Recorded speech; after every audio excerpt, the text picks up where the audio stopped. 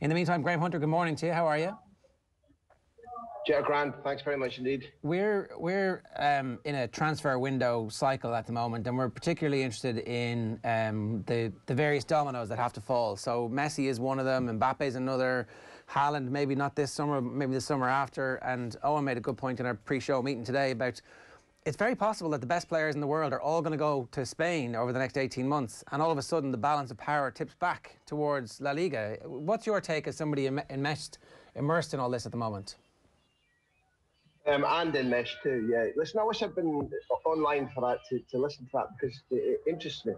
I feel much more pessimistic about La Liga's capacity to do what you've described, to do what is their trademark, which really since big money started dominating the transfer market, they do reach deep into pockets and one way or another find huge money too.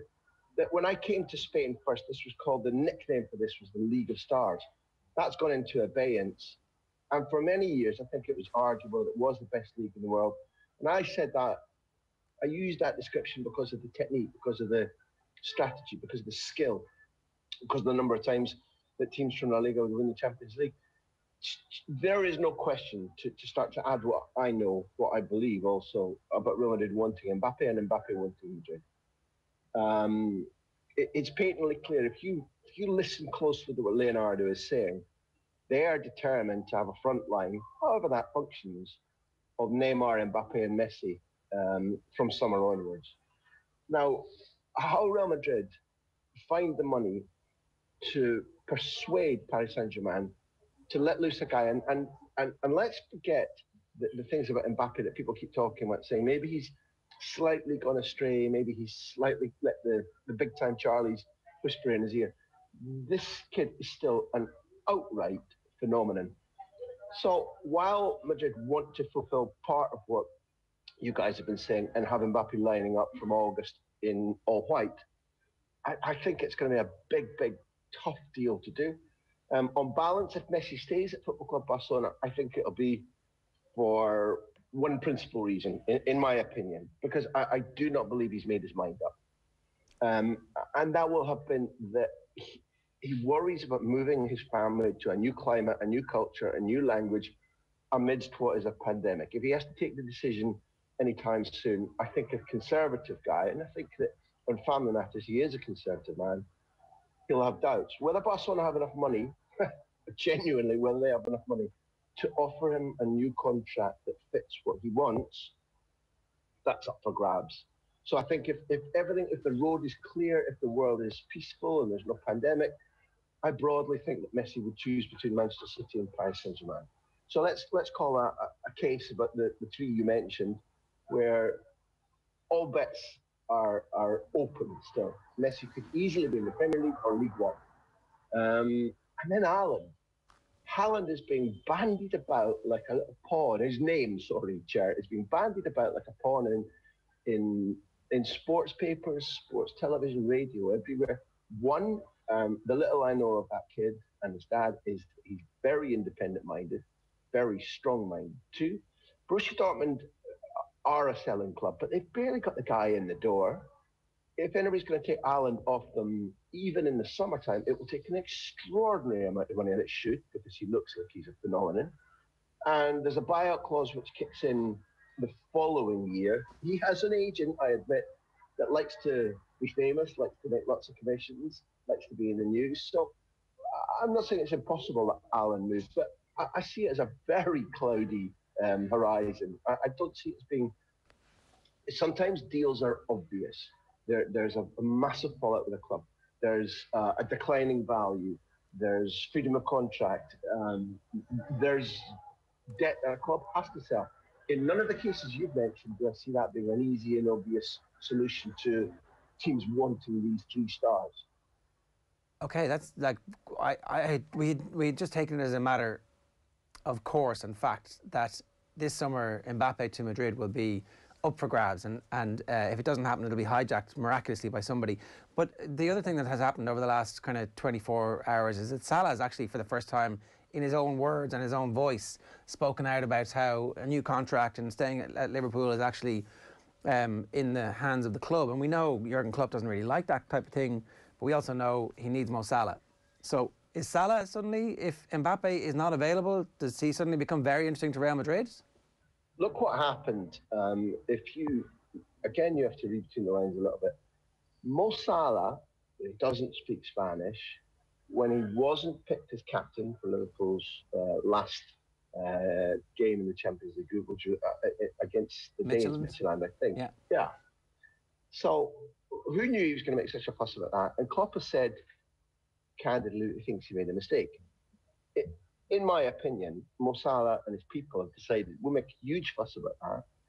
They invite Diario As from Madrid over to the Manchester suburb where they meet in a hotel, and they talk pleasantries that fill 3 pages but are not riveting. There's one remark about you never know about Real Madrid, Barcelona, but it's in the hands of the club. This in the hands of the club is definitely about I'm a mega star paying me mega money, and Liverpool are not soft touches. I've been party to 2 or 3 deals where just through good fortune or being really close to somebody, I've been told a little bit about when Liverpool say yes or no to the offer of a player who's going to move, and what money, whether to what degree they can compete with, say, United or Spurs are the ones that I've known about. And Liverpool have a much stricter wage scale and top level that they are unwilling, more than unwilling, they're stubbornly unwilling to budge from. And I think that's what Salah is bumping his head against. I think there are 2 things. One, he's saying, look what we've done, look what I've done, look at trophies, look at change in Liverpool, mega money, please. And then secondly, I think there's a degree of ego about the grass might be greener elsewhere. So there's a bit of jockeying going on. I don't think Salah has behaved outrageously, but there is no question, and I think you called it gently, I think you're careful, that they're poking and prodding at the people that make the decisions at Liverpool, and that goes beyond Klopp. I think Klopp can keep his front line largely together. It patently every block in a team, every unit in a team needs refreshing every now and again. And if eventually Liverpool have to find a way to replace Mo Salah, they have, in my opinion, one of the 2-3 top transfer mechanisms in terms of who to sell, who to buy, when to buy, what cost. I think they're one of the 2 of the 3 top transfer mechanisms of any club in the world. So it's not it's not an outright disaster, but Salah at the moment is definitely poking and prodding at them to see what it lands in. No question, Jeff. Very interesting. I just wanted to come back to Messi briefly, Graham. You've spoken about the transfer rumours around Lionel Messi, but what about the weekend? I'm interested in what the reaction in the Spanish press, for example, has been to Lionel Messi's red card. Is there shock and appall at the fact that Lionel Messi is human? And no, I would argue on that the way in which the level of coverage and the degree to which it's been analysed is a little bit under what I expected. I've been living here throughout his entire career, you know that. And one that I genuinely, look, I've made a big deal of this, but it's the fact.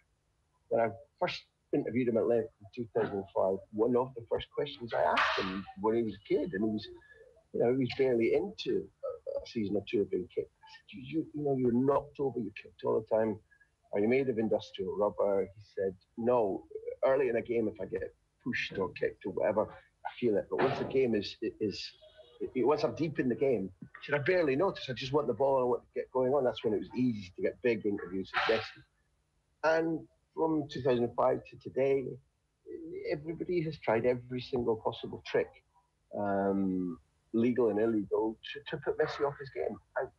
As a bellicose Celt, I can't understand why he hasn't lamped several people since then. As much as it would have brought him opprobrium and fines, and as much as he's a wee man, he's a flyweight and he plays against heavyweights, I'd have lamped people. Tons of sports people we've watched over our lives would have lamped somebody, and Messi hasn't. But there have been several occasions, in my opinion, where he should have been sent off. Easily this season, probably at San Mamés against Athletic, possibly against Sevilla, certainly against Shakhtar Donetsk in that UEFA Super Cup when it was held in Monte Carlo, where he put his forehead right on the bridge of Dario Srnav's nose. And I've spoken to Dario Srnav, I've interviewed him about this thing, and Dario Srnav on the day loved that he'd been able to provoke him and reveres Messi. No hard feeling, doesn't even come close to covering it.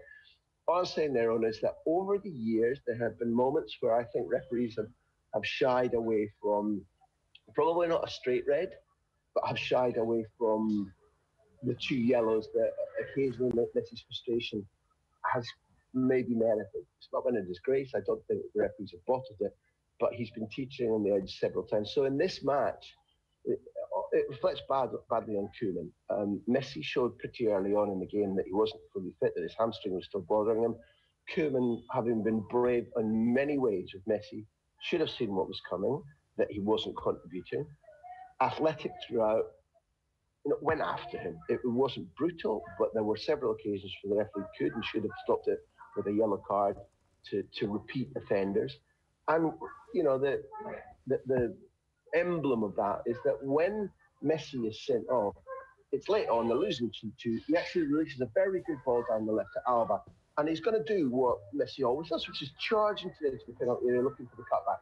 And Asier Villalibre, super goal that he scored, fantastic character that he is, trumpet playing victory, all that kind of stuff. He barges into Messi, having already been booked himself. It's patently a second yellow. Messi swings it, and no question it's a red. Messi deserves to be sent off. The referee, who looks at the incident on the screen, totally ignores Villalibre because it's like, Mohamed Salah is like, oh, it's Messi, oh, and it's Messi, Messi. There's the second yellow, and ignores Villalibre completely when it should have, for all the difference it would have made.